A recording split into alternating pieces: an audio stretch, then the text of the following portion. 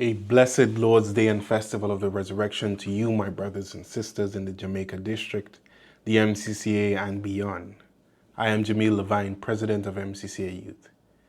It has been a pleasure to journey with you in this Lenten challenge over the past 7 weeks. We began this Holy Week in Psalm 71, where we find a prayer for lifelong protection and help. The psalmist uses the imagery of a refuge in his plea to God, understanding that God is able to save, even remembering what God has meant for him all his days. In verse 5, "For you, O Lord, are my hope, my trust, O Lord, from my youth." It set a beautiful tone of sincere, sure, and steadfast protection that we experience through God. When we are pursued, we can run to God, a deliverer.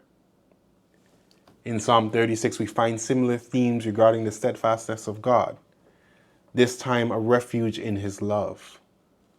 We serve a God who is able to care for us physically and spiritually. When we are troubled, as varied as our experiences may be, we can turn to him in whatever circumstance, remembering that God is our sure hope.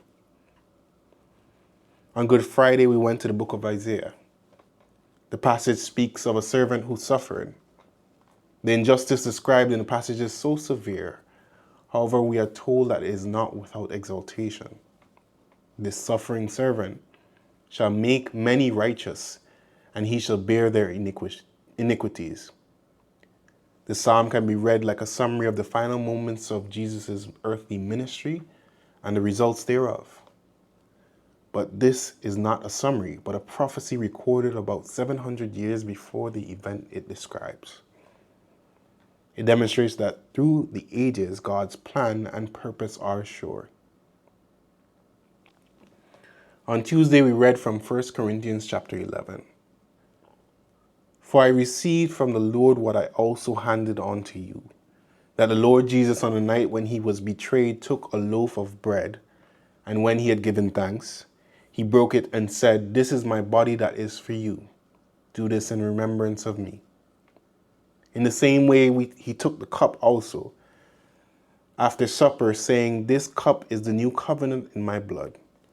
Do this as often as you drink it in remembrance of me.' We as Methodists are not unfamiliar with these words.